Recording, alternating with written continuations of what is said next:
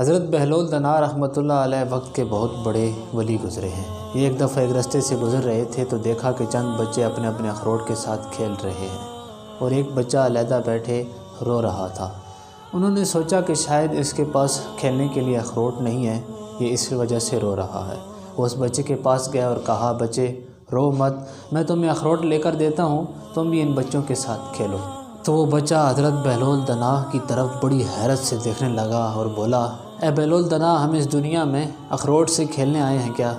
تو حضرت بہلول دنا نے کہا، تو پھر کیا کرنے آئے ہیں؟ تو وہ بچہ کہنے لگا کہ اللہ قرآن میں فرماتا ہے کہ اے جن و انس، میں نے تمہیں اپنی عبادت کے لیے پیدا کیا۔